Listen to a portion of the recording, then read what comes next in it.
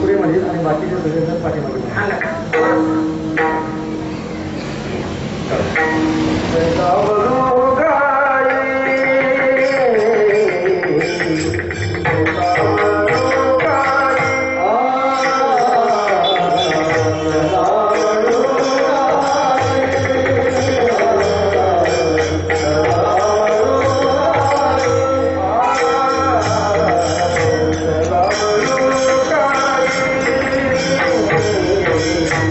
Bye.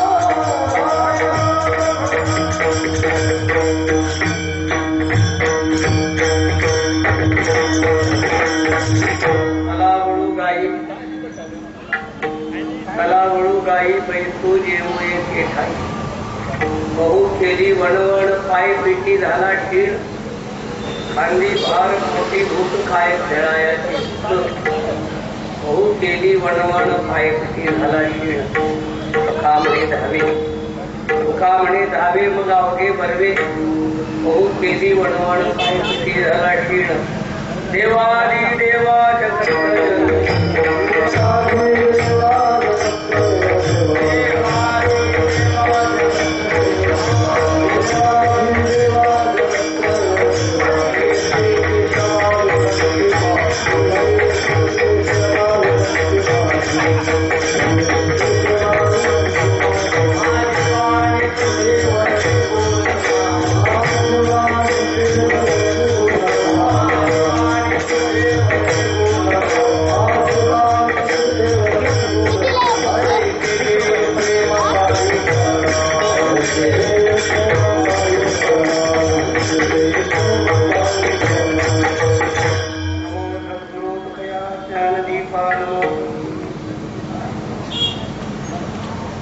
नमो सद्गुरु भक्त कल्याण मूर्ती नमो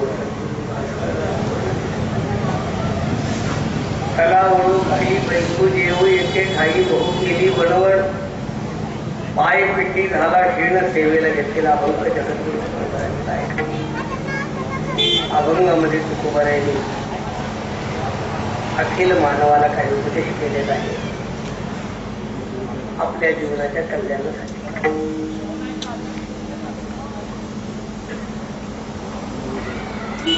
माणसाच्या जीवनाची सगळी धडपड आत्मतृप्तीसाठी केवळ भोगासाठी नाही. आपलं जे जीवन आहे ते जीवन अभिलाषी आपण अपेक्षा करतो भोगाची आणि भोगाचा हेतू हा असतो माझ्या जीवनामध्ये सुख मिळालं. हे केवळ सुख नाही तर ते परिपूर्ण आणि अंतिम सुख मिळावं अशा तऱ्हेनं आपल्या सर्वांचा प्रयत्न असतो. हे जे अंतिम सुख आहे हे जे परिपूर्ण सुख आहे यालाच वेगळ्या भाषेमध्ये तृप्ती म्हणतात. नुसत्या भोगासाठी जीवन नाही. आपल्या प्रत्येकाची इच्छा आहे चांगले पदार्थ मिळावे. घरमालकाने काल्यासाठी गुलाबजाम केले तर बरोबर, त्याच्याबरोबर श्रीखंड असतो तर अजून बरोबर. त्यांनी केलंच पाहिजे याच्यासाठी ते सांगत नाही, अपेक्षा सांगतात. बासुंदी असली तर अजून बरोबर. या सगळ्या पदार्थांची अपेक्षा आहे. जेव्हा देवाळे कुटुंब वाढतील तेव्हा त्यांनी जर असं म्हटलं गिळा गिळा तुम्हाला तर आमच्या वेळ बोल द्यायला चालेल का? नाही.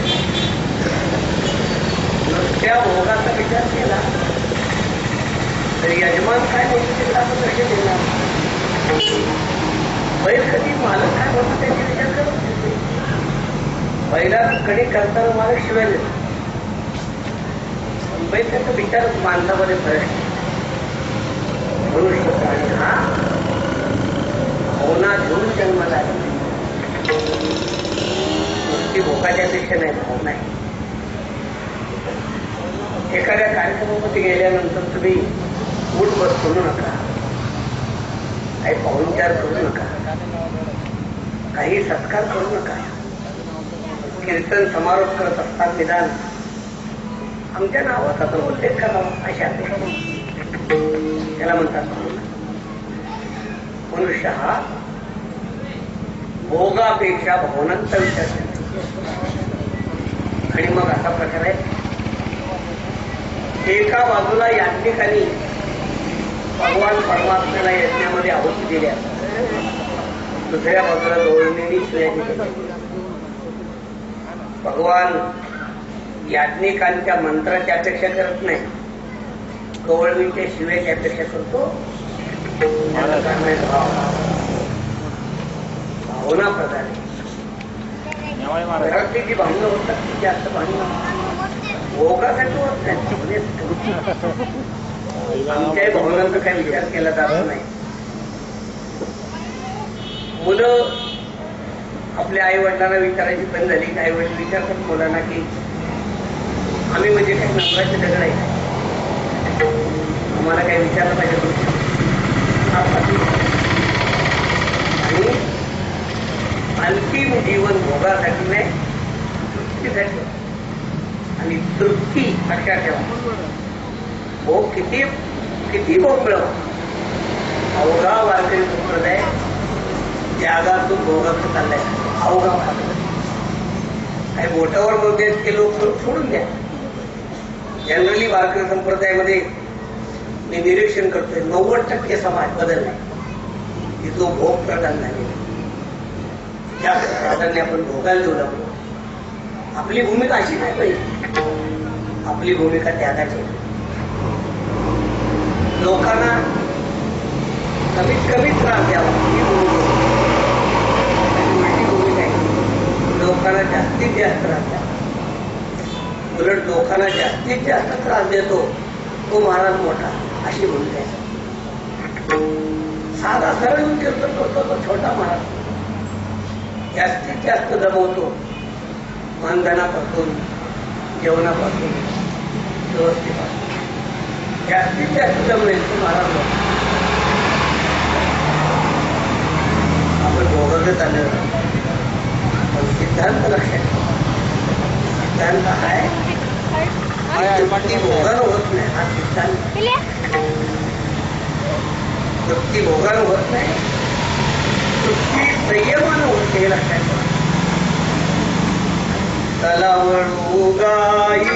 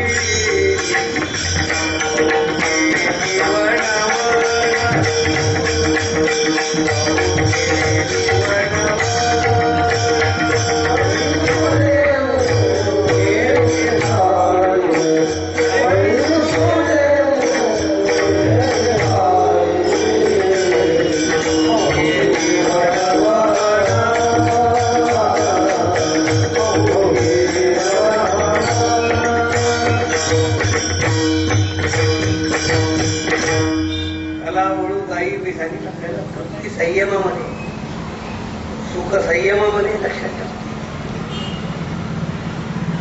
नुसता भोग महत्वाचा नाही.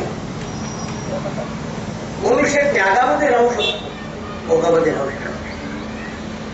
आज 11 वाजल्या, आज सकाळी 11 वाजल्यापासून उद्या सकाळी 11 वाजेपर्यंत कीर्तनामध्ये बसलेले सगळे लोक आपण जर ठरवलं की 24 तास काही खायचं नाही तर शक्य आहे का नाही? शक्य आहे का नाही? शक्य आहे. आपण कालाधन जेवायचे शक्य आहे. मी उदाहरण सांगतो की 24 तास काही न खाता जगायचं म्हटलं तर शक्य आहे. आज सकाळी 11 पासून उद्या सकाळी 11 वाजेपर्यंत सारखं खातच राहायचं शक्य असेल तर सांगा, मी देतो. कोण पण ठेवायचं नाही 24 तास. कीर्तनात तुम्ही तयारी असली तर जरूर सांगा. 24 तास तुम्हाला पाहिजे ते पदार्थ पुरवण्यासाठी मी स्वतः तयारी करतो. कोण बंद करा. तुम्ही एक खाल्लं की दुसरं वाढणारच. 24 तास भोगामध्ये राहता येत नाही, पण 24 तास त्यागामध्ये राहता येत. तुमची कल्पना आहे की भोग सोपा आहे, त्याग अवघड आहे. तुम्हाला उदाहरण दाखवून दिलं की त्याग सोपा आहे, भोग अवघड आहे. विठ्ठला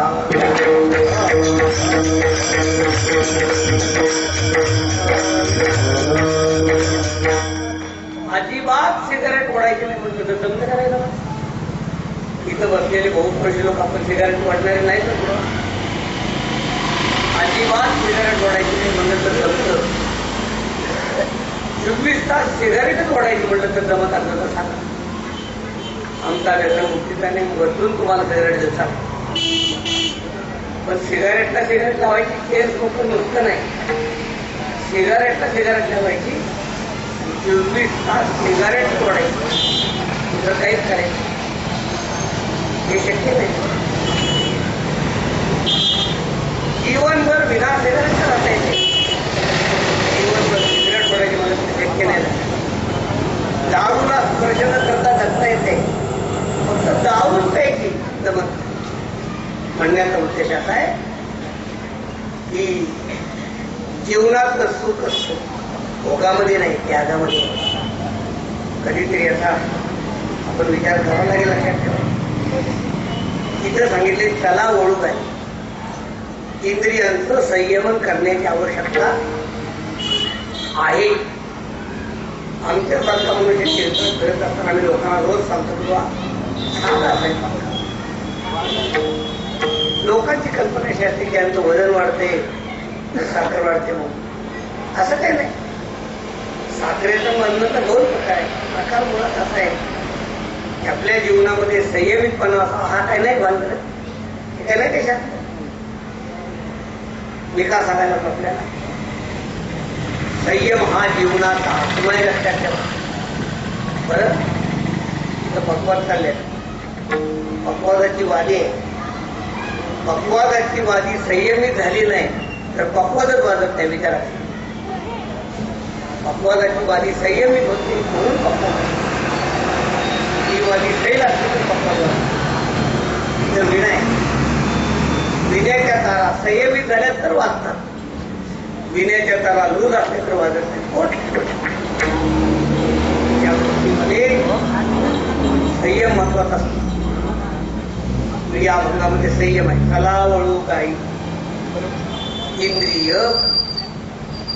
सैरा पदार्थी रिक्ता विठाळली होती, ती प्रत्याहार कीर्ती नाणेली कीर. सैर पदार्थाच्या सेवनापासून इंद्रिय बाजूला घेतली पाहिजे आणि ती इंद्रिय आत्मस्वरूपातलं लावली पाहिजे. गाई वळणं म्हणजे काय? गाई वळणं म्हणजे इंद्रिय वळणं. इंद्रियांना माघारी घेणं. ज्ञानोबराय सांगतात हे असो तो या कोणाची ताटे बरी कैवल्य वगैरे हे प्रतिपत्ती नियाचे निष्कामाचे, सकामाचे नाही. ज्ञानोबराय स्पष्ट सांगतात ज्ञानेश्वरी सकामासाठी नाही, निष्कामासाठी. असं म्हणतात लोक की ज्ञानोबराय ज्ञानेश्वरीमध्ये काय सोनं तयार करायच्या किमया लिहिलं असं म्हणतात. माझा त्याचा विश्वास नाही.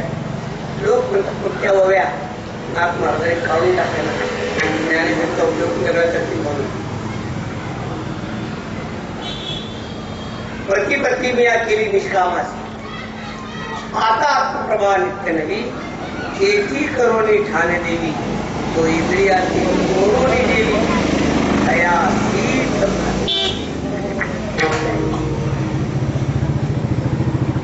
कालवा चालला असला आणि मोबाईल आला तर बोलता येतं का? आता इथं चालली आणि मला मोबाईल आले, 2 आले, दोन्ही लोकांना उत्तर दिलं. 12:30 नंतर फोन करा, मी गडबडीत आहे, बाहेर पाहिजे. जर कालवा चालला असला तर मोबाईल ऐकतात नाही. लोक म्हणतात दार लाव. टीव्हीवरचं चित्र बघायचं असलं तर आपण दार लावून मग चित्र बघतो. कारण का? दार लावलं तर चित्र चांगलं दिसतं.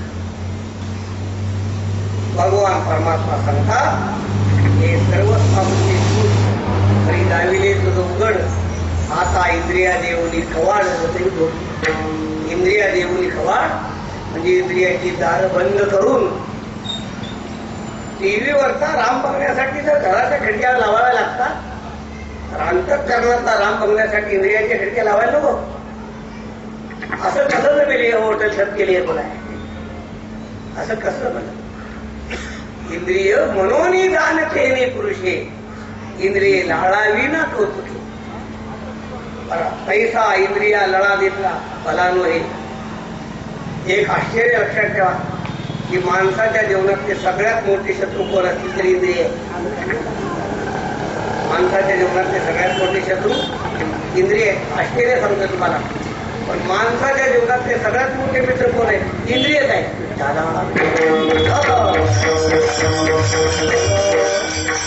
हे शत्रवस्त संती निजेंद्रिया शत्रू कोणाची अन्यव मित्रांनी जितानी आली शत्रू कोण आहे इंद्रिय मित्र कोण आहे इंद्रिय मोकळी सोडली तरी इंद्रिय शत्रू आहेत संयमित केली तरी इंद्रिय मित्र आहेत लक्षात बरोबर आहे सांगतात मन मित्र दावेदार मन मित्रही आहे आणि दावेदार आहे ते मन वश केलं तर मित्र आहे ते मन जर निर्बंध ठेवलं तर ते आपलं दावेदार आहे कला वळू काय पुढं काय करायचं पैसे शांत राहिलं पाहिजे शांत राहिलं सगळं जग करते आता तर भयंकर स्पीड करते नुसता मार्ग चालत नाही हायवे चालतो हायवे महामार्ग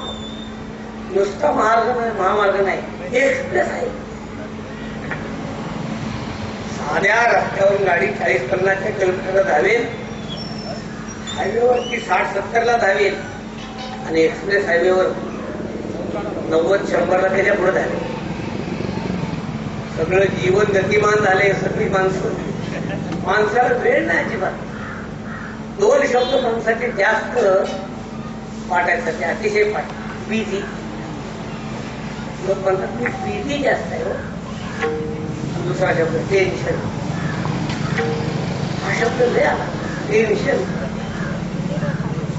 विशेष म्हणजे हा शब्द माणसातच आला अजून कुत्र्याला नो टेन्शन अजून बैलाला नो टेन्शन बैलाला कधी बिपू होत नाही माणसाला का म्हैशीला नो टेन्शन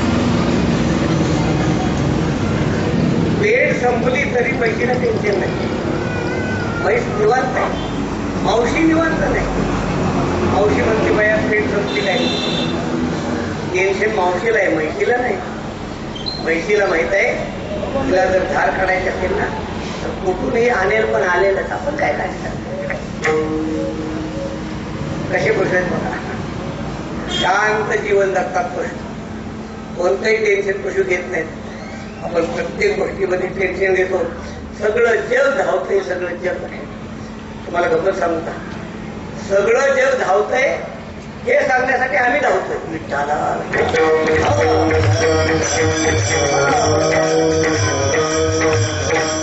रात्रीचं कीर्तन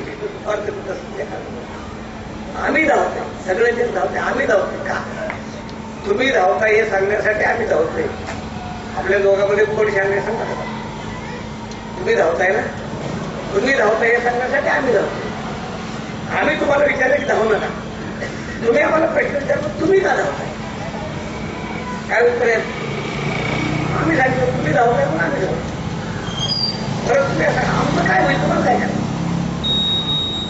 असं थोडं काय पुढं काय हे जन्म खेळ आता आम्ही पळतो मी त्यासाठी पळतो येतो कळवळा म्हणून धावत नाही लक्षात सगळं जग गतिमान आहे तुकोबार आहे सांगतात शांत व्हावं लागेल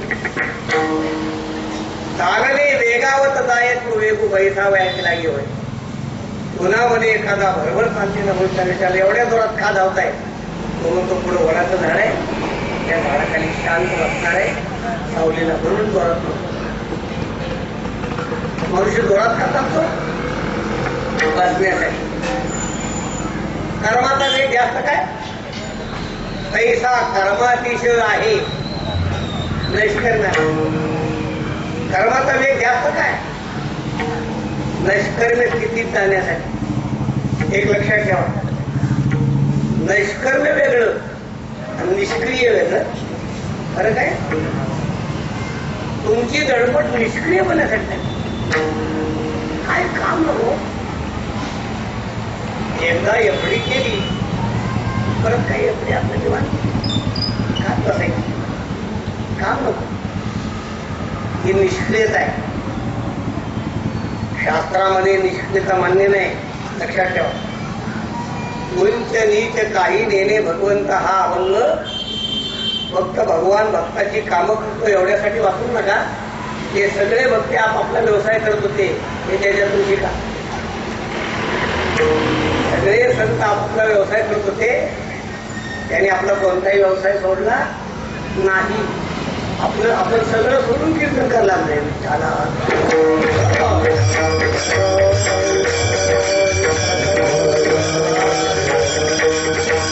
ही निष्क्रियता आहे. आम्हाला निष्क्रियता नाही, आम्हाला निष्ठा. आणि तुम्हाला सांगायचा मला अधिकार आहे, हे सांगायचं तुम्हाला मला अधिकार आहे. कारण का आमच्या गोष्टीवर गेलो मी 3-3 तास स्वतः काम करणार. 3-3 तास मी गायची सेवा करतो आपली मोकळ्या म्हणून मी काम करतो. त्यामुळे तुम्हाला सांगायचं मला नक्की अधिकार. आपण निष्क्रियतेकडे चालतो, निष्क्रिय. आणि विशेष म्हणजे परत गीतेवरती प्रवचन करतोय विठ्ठला.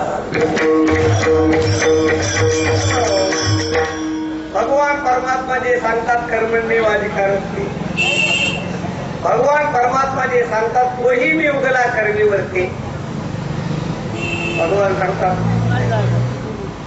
कर्म करणं हा गीतेचा सिद्धांत आहे, निष्क्रिय नाही. एका झाडाखाली एक तरुण होता, 22 वर्षाचा बसला होता. दाढी वाढली होती, कपडे मळले होते, गालपड खात होता, दात टोकत होता. मला समज नाही का बसलाय. मी त्याच्या जवळ बाळ काय बसलाय. काय नाही, मला निवांत आहे. मला कळत तुझ्यासारखं मला निवांत असणं म्हणजे कसं तरी विसंगत वाटतंय. तरुण मुलगा म्हणजे निवांत बसण्याची वेळ नाही. तिसऱ्या पहारे घेतला भार अहमपणे पाय धन आहे स्थिर. तारुण्य म्हणजे चंचल, सारखं धावण्यात वय. 22 वर्ष म्हणजे बसण्यात वय नाही.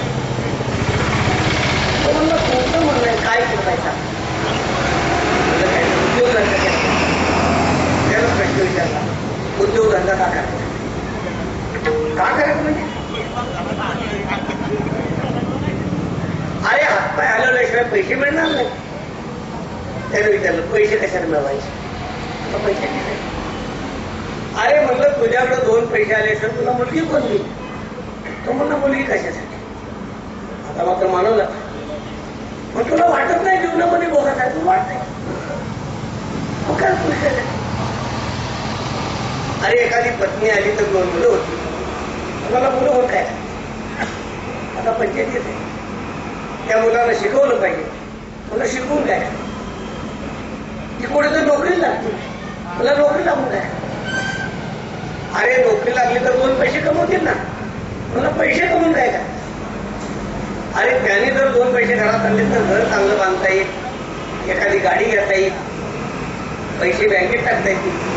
त्याच्यामुळे जर घर बांधलं, चांगलं गाडी घेतली, बँकेत ते पैसे पडले तर निवांत बसतील ना, निवांत बसून खातील ना. तुम्हाला सध्या निवांत आहे. म्हणजे मी 10 मिनिटं प्रवचन केलं, त्यांना प्रवचन 10 मिनिटात एका वाक्यात हा निष्क्रिय आहे. आपला वेद असं शिकवतो कुर्वन्ति वेह कर्माणि जी विषेद शतम समा. वेद सांगतो 100 वर्ष जगण्याची अपेक्षा करा. वय वर्ष 60 झालं माणसं रडतात, पिवळतात. 60च्या पुढे भेटलं तिथे कसं काय गुडघे दुखतात, हाता पायाला बळ येतात, काय खरं नाही. रडणं विषय काय सांगितलं ते आपल्याला. ही माणसं दीर्घायुषी आहेत. नुसती दीर्घायू राज्य असे आहेत. दीर्घायू आहेत, आरोग्य संपन्न आहेत. अशा लोकांच्या गाठी घालता आम्हाला छंद आहे. जी माणसं दीर्घायुषी आहेत, अंतराळ पडून नव्हे काम करत. जी माणसं दीर्घायुषी आहेत अशा लोकांची मी मुद्दाम गाठ घेतो. आणि मी त्यांना मुद्दाम भेटून विचारतो की बाबा तुम्ही काय करता. तो तुम्ही काम करता. एक 97 वर्षाचा म्हातारा, मी त्याच्या बंगल्यात गेलो. बंगला तर 40-50 लाखाचा होता. नाही मोठा बंगला. त्याची मुलं तर बिल्डर आहेत मोठी. भरपूर संपत्ती आहे. भरपूर संपत्तीचा मालक तो मनुष्य त्या बंगल्याचा आवार काढत होता. खराट्यात तर आवाज काढतो. तुम्ही का झाडताय. त्यानं मला उत्तर दिलं महाराज हे मी झाडतोय म्हणून चांगला राहिलो. मी झाडायचं बंद केलं तर एका ठिकाणी बसलो ना तर माझ्या हातपाय दुखायला सुरुवात. जी विषय शतम समा, 100 वर्ष जगण्याची अपेक्षा करा. 100 वर्ष जगल्यानंतर निष्क्रिय नव्हे, पूर्वन्येवे कर्माणी, पूर्वन्येव कर्माणी, कर्म करतच म्हटलेलं आहे. रस्त्याच्या कडेला 97 वर्षाचा म्हातारा एक आंब्याचं झाड लावत होता आणि एक राजा घोड्यावरून चालला होता. राजाला समजेना हा म्हातारा या वयामध्ये आंबा लावतोय, त्याला फळ कधी लागेल आणि हे फळ याला कधी खायला मिळेल. बाबा काय करताय? महाराज आंबा लावतो. या आंब्याला मोर कधी येणार, आंबे कधी लागणार, तुम्ही कधी खाल, तोपर्यंत जगा. तो म्हातारा म्हणला, महाराज आतापर्यंत जे आंबे खाल्ले मी, ती झाड कमी लावली होती, पुढे दुसऱ्याला लावली. मी ज्या झाडाचे आंबे लावले खाल्लेले हे झाड जर मी लावलं नसेल, मी लावलेले झाडाचे आंबे मला मिळावेत अशा अपेक्षा करून काय करणार, पुढची पिढी खायची. राजाला आनंद वाटला खूप. वृक्षारोपणामध्ये हा येतो पाहिजे. फक्त वृक्षारोपण नाही, वृक्षारोपण मध्ये हा येत नाही. आपल्याकडे एवढं वृक्षारोपण केलं जातं, वृक्षारोपणाची जाहिरात एवढी केली जाते की आपल्या देशामध्ये वृक्षारोपण जेवढं केलंय ना तेवढं वृक्षारोपण करण्याचं भारताचं क्षेत्रफळ नाही. तेवढं वृक्षारोपण ते फक्त रेखाडलंय, प्रत्यक्षात काय दृष्टिकोन आहे. राजाला आवडलं. राजाने खिशात हात घातला, कोणी मोहर काढली, म्हाताऱ्याच्या अंगावर टाकली, म्हाताऱ्याने मोहर उचलली, कपाळाला लावली. महाराज दुसरे त्या झाडाला 10 वर्षानंतर मोहर येतो, माझ्या झाडाला आत्ताच आला. राजा म्हणून म्हातारा हुशार आहे. राजाने दुसरी मोहर काढली, दुसरी मोहर टाकली, त्या म्हाताऱ्याची मोहर उचलली, कपाळाला लावली. महाराज दुसऱ्याच्या झाडाला वर्षातून एकदा मोहर येतो, माझ्या झाडाला दिवसातून 2 झाला. राजा म्हणला माझ्याकडे पैसे संपले. का सांगितले? पैसू शांत राहिलं पाहिजे, लक्षात ठेवा. आणि शांत राहणं हे मनानं, देहानं नव्हे. मन स्थिर झालं, पैसू नुसतं नाही. येऊ बसा आणि भोग घ्या, पण परत लक्षात ठेवा तो भोग विषयांचा नव्हे, तो आत्म्याचा भोग घ्या. एक आहे म्हणजे भगवान परमात्म्याचा भोग. आता काय उजेड पडलाय, आतापर्यंत काय उजेड पडलाय सांगा ना. हो केली वणवण, केली वणवण,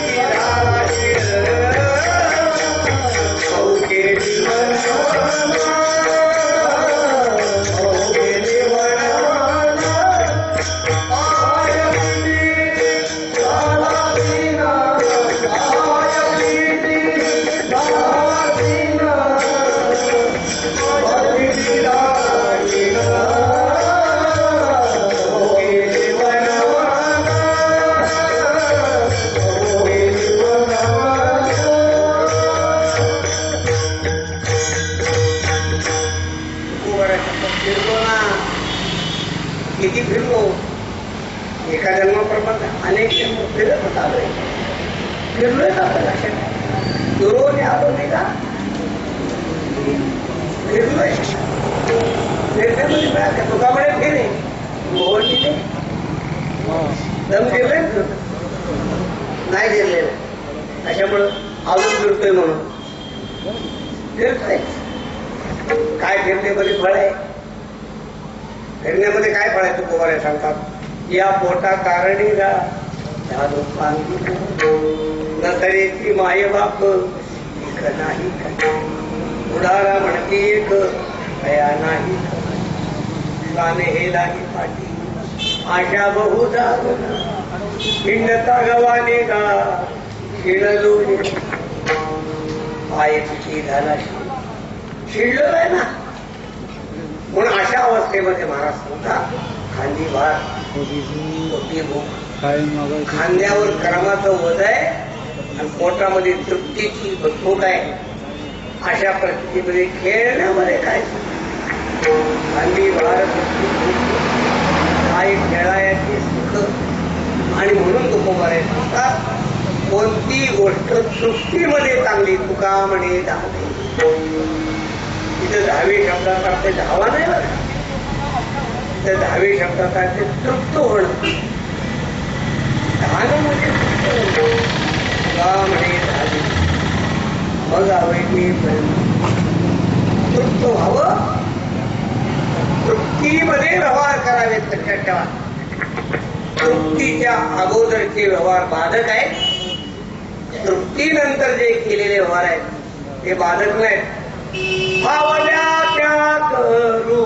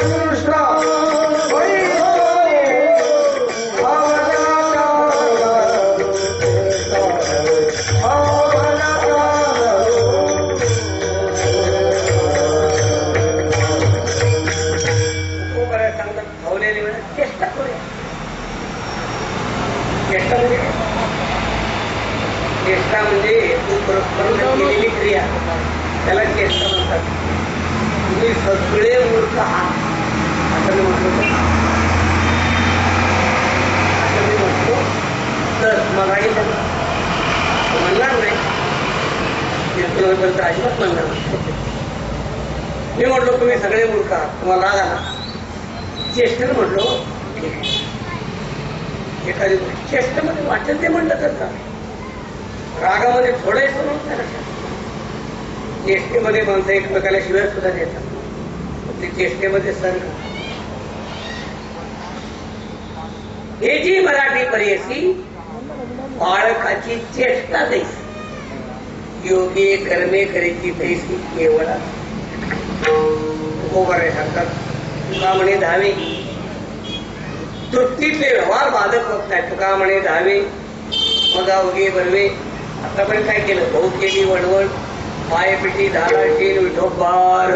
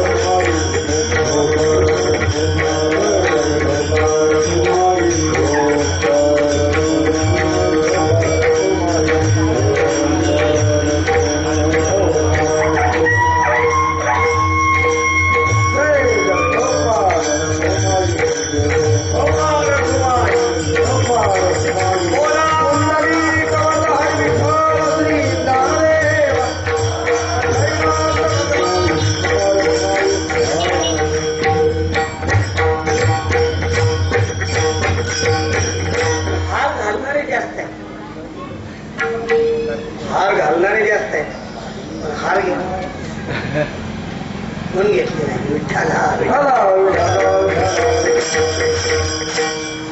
हार घेणं चांगलंय, हार घालणं चांगलंय, हार घेणं चांगलं म्हणून घेतलं नाही. राजीव गांधी गेल्यापासून आपल्याला हाराची भयंकर काही सांगतात त्याच्यामध्ये ते अभंगाचा भावात थोडक्यात म्हणलं आपल्याकडं. भगवान परमात्मा गोपाळाला सांगतात त्याला ओळखाय त्याच्यासाठी. भगवान परमात्मा आहे कोण?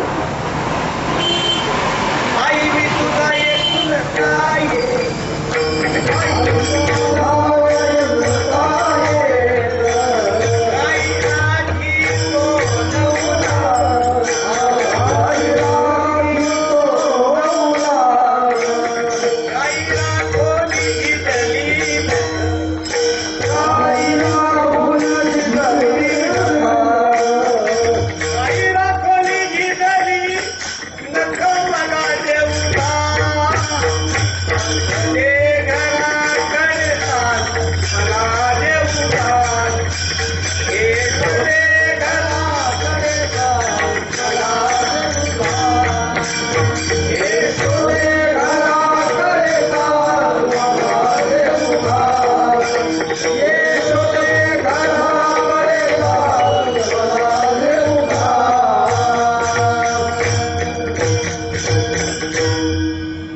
परमात्मा सांगतात आई मी तुला एकुलता एक गाई राखीतो 9 लाख.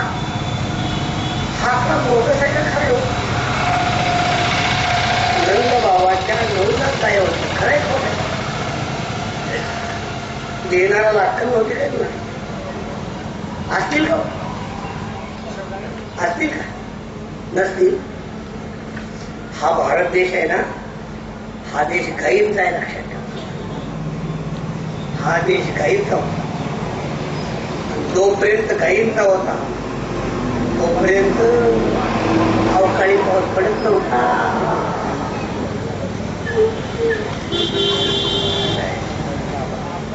पुण्याच्या लोकांना काही अडचण नाही. तुम्हाला तुमच्या काही बिल्डिंग दिसते असेल, काही बिल्डिंगला कोण येत नाही. सगळे आर्थिक आहेत ना. द्राक्षवाल्यांचं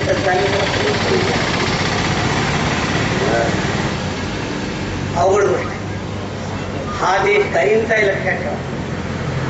गाईंचा होता पण हे लक्षात ठेवा. या देशातल्या गायी कमी होत गेल्या तर हा देश दरिद्र होत गेला. जेव्हा या देशामध्ये गायी होत्या तेव्हा हा देश श्रीमंत होता. जर जशा या देशातल्या गायी कमी होत गेल्या हा देश दरिद्र होत गेला. आता कमी झाल्या, आणखीन दरिद्र होणार. आणखीन प्रयत्न करण्याची आवश्यकता आहे. बरं, गायी वाचवण्याचं काम सरकार करत नाही. काळजी करू नका. या सरकारला धन्यवाद दिले पाहिजे. कशी त्यांनी निदान गोशास्त्र बंदीचा कायदा थोडं दिल्लीला नेला तेवढं तर पाठीमागच्या लांडग्याने नेला. लांडगे, खोले, काळे, रामकृष्ण.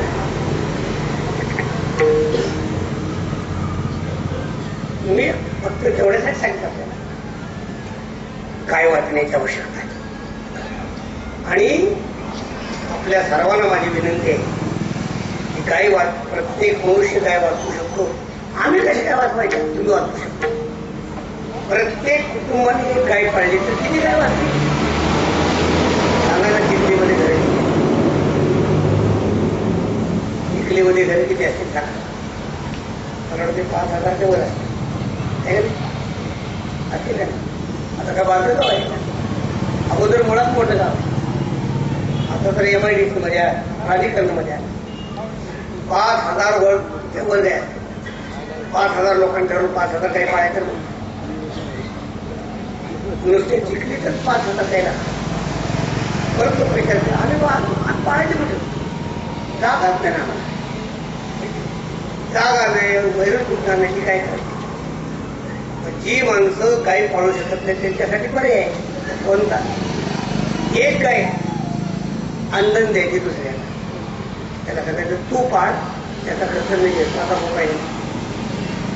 परत तुमच्या पुढे प्रश्न पडेल की बघ असं गाय घेणार कोणाची करायची. एका गोरक्षण केंद्रात जा, त्यांना सांगा वर्षाच्या एका गाईचा खर्च मी तुम्हाला देतो, माझ्या नावाने काही तुम्ही सांभाळा. काय दुसऱ्या सांभाळणार? आता तुम्ही कॉल शकत नाही का? पहिला मंडळ जरा जुना का आठवा, जुना तसा नवीन प्राधिकरणाचा नाही, पहिला जुना का आठवा जरा. चूल पेटवल्यानंतर चुलीवर तवा ठेवल्यानंतर पहिली भाकरी केवढी करत होता? आठवत आहे का? पहिली भाकरी सांगा मग केवढी करत होता? आज बघा त्या बाईला, त्या बाई दाखवली भाकरी, पहिली भाकरी एवढी करत होती, एवढी एवढीशी. कुणाला करत होती विचारा त्याला, कोणाला करतो? गायला नाही, कुठल्या अजून. हा अंदा असं बरोबर आहे. बाई पहिली एवढी भाकरी करायची आणि तेवढी भाकरी भाजली की कुठे टाकत होती? चुलीत टाकायची. आणि भाकरी चुलीत टाकली की तांब्यातलं पाणी घेऊन त्याचा दोन शिडकं चुलीत टाकायचं, नमस्कार करायचं, म्हणायचं कृष्णा. ब्राह्मणाच्या वैष्णवदेवाच्या पुढे 7 कोस आहे माहिती का? लक्षात ठेवा. ब्राह्मणाचे वैष्णवदेव करतात ना, त्याच्या पुढं आमच्या भगिनीची क्रिया 7 कोस पुढे आहे. कारण तिच्यामध्ये भाव नाही, नुसते मंत्र नाहीत. लक्षात ठेवा. पहिली भाकरी भाजून बाई अग्नीला देत होती, त्याच्यानंतर तव्यामध्ये दुसरी भाकरी टाकत होती आणि ती भाकरी बाई मुठीत ठेवत होती, चुलीवर ठेवत होती. ती भाकरी होती गाईची. बरोबर आहे चूक नाही? पहिली भाकरी अग्नीची करत होत्या बाया, दुसरी भाकरी गाईची करत होती. कुठे गेली गाय? आता तुमची दुसरी भाकरी कुठे गेली सांगाल? अजून सुद्धा माझं म्हणणं आहे की दुसरी भाकरी गायसाठी काढायली बिघडलं कुठं? परत बाया म्हणून काय भाकरी. मग माझं म्हणणं असेल तुम्हाला की तुम्ही एका भाकरीचं पीठ काढा रोज, हे 15 दिवसाचं पीठ साठवा आणि जिथं गाय पाळलेली आहे त्याच्या मालकाला घेऊन द्या, म्हणावं मला काही रोज भाकरी टाकायला जमत नाही, एवढं माझं पीठ तुझ्या गायला घाल. चालेल का नाही घालेल? मग कीर्तनात बसलेला प्रत्येक मनुष्य तुम्ही जर ठरवलं की गाई वाचवायची तर तुम्ही एवढे लोक एवढ्या गायी वाचवू शकता. फक्त तुम्ही ठरवलं पाहिजे. माझ्याकडं 6 वर्षापूर्वी एक ग्रस्त आले, त्यांनी मला 1 लाख रुपये दिले. त्यांनी सांगितलं काय का? ते म्हणले याची मला पावती द्यायची नाही. पैसे कुठं खर्च केले ते मला सांगायचं नाही, मला हिशोबाचा तपशील द्यायचा नाही. फक्त माझ्या नावानं तुमच्या गोशाळेमध्ये गाय पाळायची. जन्मभर 1 लाखाचं वर्षाचं व्याज 10,000, या 10,000 मध्ये एका गायचा खर्च. जन्मभर 1 गाय पाळल्याचं श्रेय मला मिळावं अशी व्यवहारात किती म्हणतो? आई मी तुझा एक बोलता गाई राखी तो नव्हता. आमच्याकडे या जरा सातारा जिल्ह्यामध्ये माण तालुक्यामध्ये दहिवडीच्या जवळ विधान नावाचं पाय विधान, तिथं नाव तुम्हाला फोन नंबर मी देतो, तिथं त्याला भेटायला. तिथं अशोक इंगवले नावाचा शेतकरी नाव आहे, अशोक इंगवले. जमलं तर जाता पंढरपूरच्या रस्त्यावर कधी भेट द्या, मुद्दाम भेट द्या. एका शेतकऱ्याच्या 125 गाय आहेत, 125. आणि 125 गायी मरतोड्या नाहीत, प्रदर्शनामध्ये ठेवण्यासारखे बघून या. मी बघून आलोय मग सांगतो. बघून आलो म्हणजे एकदा नव्हे, बऱ्याच वेळा जाऊन बघून येतो मी. मला एक शेतकरी 125 गायी पाळू शकतो. मी म्हणलं तुमची मुलाखत पाहिजे आम्हाला. अरे काय म्हणतो तुम्हाला या गायी कशा परवडल्या? त्यानं सांगितलं जोपर्यंत माझ्याकडे गाय नव्हती तोपर्यंत मी दरिद्र होतो, कशा गाय वाढल्या कसा मी श्रीमंत होतो. तुमच्या सगळ्यांचा सिद्धांत काय? गाय परवडत नाही. देशी गाय परवडत नाही, जर्सी.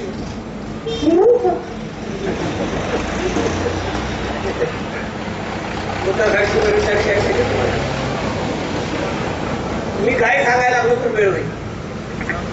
आठवण आहे तुझा एक बोलता भगवान परमात्मा यशोदेचे एकुलते एक मुलगे राजाच्या एकुलत्या एक मुलाला म्हणत जायचे कारण काय होती? राजाच्या मुलाला म्हणत द्यायचं कारण काय होती? भगवान परमात्म्यांचा अवतारच आहे ना, तो अवतारच मुळात याच्यासाठी आहे. तुका म्हणे धर्म संस्थापन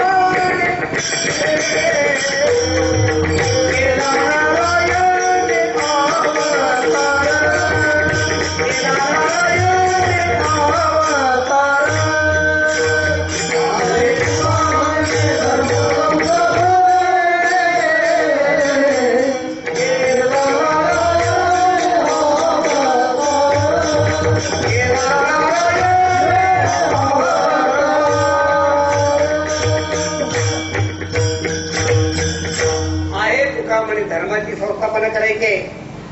धर्माची संस्थापना करण्यासाठी संघटन करायचे, लक्षात ठेवा. आणि त्या संघटनाची सुरुवात आहे गोकुळामध्ये. जगामध्ये भगवान श्रीकृष्णासारखा संघटक जगामध्ये झालेला नाही. जगातल्या बाकीच्या सगळ्या संघटकांनी नंतर संघटना केल्या. भगवान परमात्म्याने वयाच्या 7व्या वर्षी संघटना केलेली आहे. असा संघटनच नाही, असा संघटन नाही. याल तरी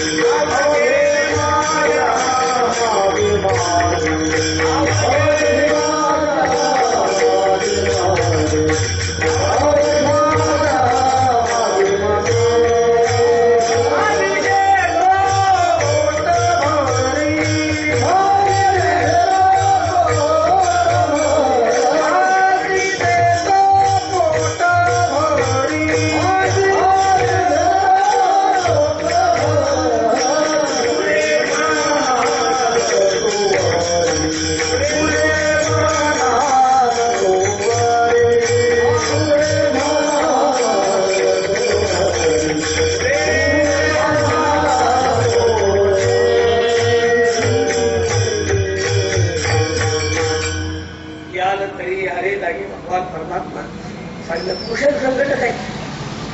अशी संघटना बांधली भगवान परमात्म्याने. त्याच्यानंतर तशी संघटना करणारा दुसरा महापुरुष या देशात झाला. त्या महापुरुषाचं नाव आहे छत्रपती शिवाजी. लक्षात ठेवा. भगवान श्रीकृष्ण वयाच्या 7व्या वर्षी छत्रपती शिवाजी महाराज वयाच्या 14व्या वर्षी अशी संघटना बांधली. अशी इतकी मजबूत संघटना बांधली की 300 वर्षाच्या आदिलशाहीच्या तख्ताला हादरा दिला. 300 वर्षाची आदिलशाही निर्मित केली. 3 वर्षामध्ये हिंदू पातशाही निर्माण केली. 30 वर्षामध्ये. नुसते शिवाजीचे पुतळे बसवू नका, त्याच्यातून काहीतरी घ्या. पण शिवाजी महाराजांच्या आता काही शिवाजी महाराज मला मातीत घातलं पाहिजे, काय केलं पाहिजे? सध्या शिवाजी महाराजांचं चरित्र समाजामध्ये भांडणं लावण्यासाठी केलं. समाजामध्ये दुपडी निर्माण करण्यासाठी चरित्र सांगितलं. तिच्याने सगळा समाज एकवट केला.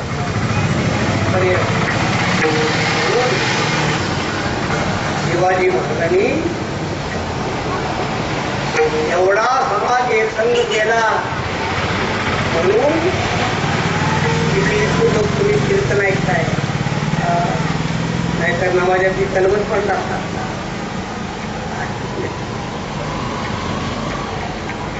काशी की कला जाती मथुरा में बच्चित बनती, अगर शिवाजी न होते तो सुंदर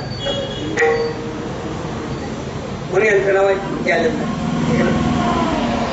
जालिंदर आहे कशामुळं? यांच्यामुळं. याकूब खान होत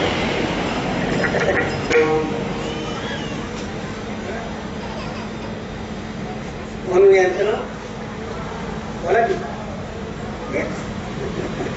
हेच नाव आहे.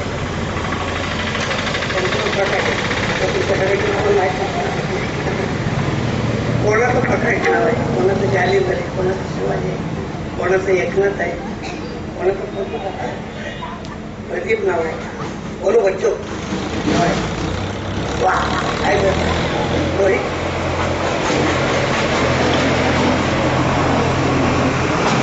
वा काय गोड नाव आहे, ज्ञानेश. हे सगळं शिवाजी महाराजांना म्हणून स्त्रियांची नावं त्या अनुसया, द्रौपदी, सीता, मुक्ताबाई, गंगाबाई, मीराबाई किती त्रास नवीन असतात. निर्भया तरी पण मराठीत आहेत ना. एक शिवाजी महाराज झाले नसते हे सगळं बघत असत. यांना म्हणलो असतो बरी यापूत नाही. शिवाजी बाला म्हणलो असतो उस्मान गरी, प्रकाश बुवाला म्हटलं असतो युगाई छाछा. याला म्हणलं असतो झाकीर हुसेन.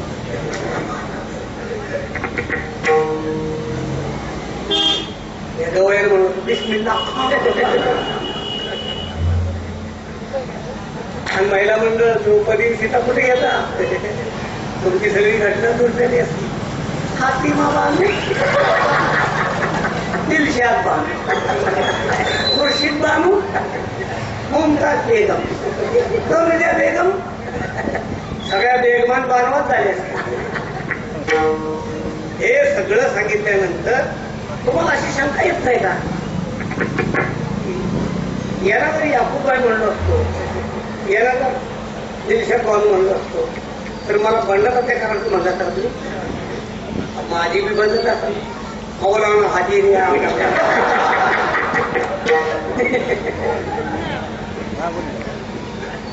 म्हणून ते लक्षात ठेवा. तुम्हाला खरं सांगू, जितका तुम्हाला शिवाजी महाराज जितके आवडतात ना, तुमच्या सगळ्यापेक्षा आम्हाला जास्त आवडतात. तुम्हाला कारण सांगतो की आम्ही नुसते शिवाजी महाराज सांगत नाही, आम्ही शिवाजी महाराज जगतो आहोत.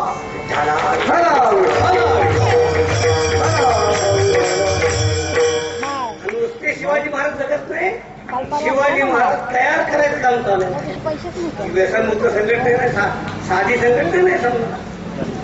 या व्यसनमुक्त शिवाजी संभाजी तयार करतात. त्यांना ते दिशा त्यात चाललं.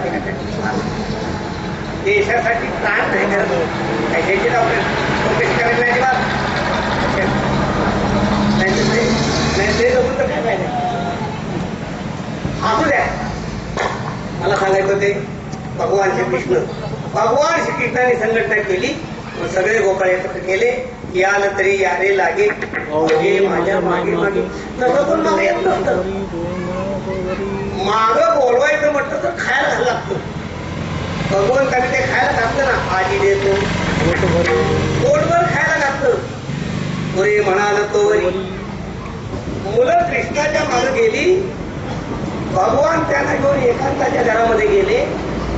त्या घरामध्ये खूप काही दूर होतं, अंधार होता. पूर्वी दिवे तर नव्हते आपल्याला माहिती. पण पेन्याने विचारलं कृष्णाला, कृष्णा आपण कुठं आलोय रे? भगवान म्हणले आपण चंद्रावळीच्या घरात आलो. चंद्रावळीच्या घरात? पेन्या म्हणतात तिथं का गेलोय? भगवान म्हणले मग कुठे गेलं पाहिजे? तुझ्या घरात काम नाही. भगवान म्हणले पुढारी कधी आपलं खायला घालत नाही. पुढारी खायला घालताना सोसायटीतलं,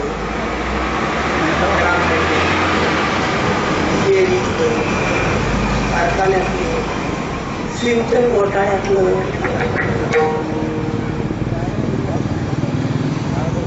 ह्या सगळ्यात खायला आपलं नाही. ते म्हणतात दुसऱ्याच्या घरात खाणं पुढे. भगवान म्हणले आता खाताना चोरीचा विचार कर, खाताना खाऊन घ्या, विचार नंतर करू, अगोदर खाऊन घ्या. चोरीचं कसं खाऊ? अवघड नाही. पेंड्याने विचारलं चोरून कसं खायचं मला माहित नाही रे. भगवान म्हणले मी तुला शिकवतो कसं खायचं. म्हणलं कसं खायचं? अगोदर गटार बांधायला घ्यायचं, मग गटारात जेवढं मिळेल तेवढं खायचं. गटारामध्ये सक्सेस झालं की संडासात घुसायचं. जमत तेवढं संडासातलं खायचं. संडास सक्सेस झालं की मग गोबर गॅसमध्ये घुसायचं. मग गोबर गॅसमधलं खायचं आणि गोबर गॅस पचला की मग पाझर तलावात जायचं. मग त्या पाझर तलावाचं पाझरत असं तेवढं खायचं. आणि एकदा पाझर तलाव पचला की मग निवडणुकीला उभं राहायचं. असं करत करत दिल्लीत जायचं. पेंड्यानं शंका विचारली आणि हे खाताना सापडलं तर सुरेश कंपनी सारखं करत नसायचं. पेंड्या म्हणला अवघड आहे राहिलं, आपल्याला हे जमायचं नाही. भगवान म्हणले ज्याला जमायचं नाही ना त्याने युनियन मध्ये यायचं नाही. युनियन मध्ये कसा मनुष्य पाहिजे धाडशी. अशी मुलं देवाने एकत्रित केली आणि असे गोकुळामध्ये रोज उद्योग सुरू झाले. तर गोकुळातल्या स्त्रिया वैतागल्या ना. पाहती गौड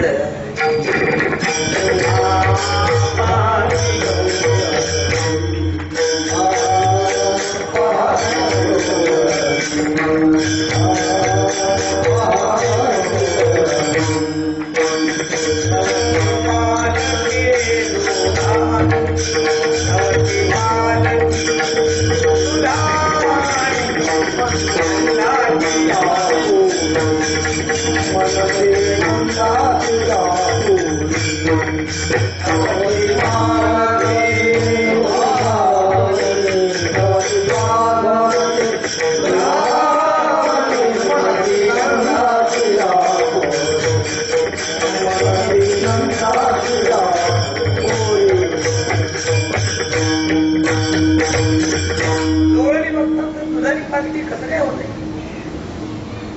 असला चोर कसलाय. चोरीचा तपास केला तेव्हा असं लक्षात आलं चोर असा विचित्र आहे, तिजोरीला धक्काही लावत नाही, दागिन्याला हातही लावत नाही, पैशाकडे त्याची नजरही जात नाही. हा फक्त दळदूधच का खातो. हे दळदूध खाणारा चोर कुठलाय. भगवान श्रीकृष्णाने तुम्हाला आम्हाला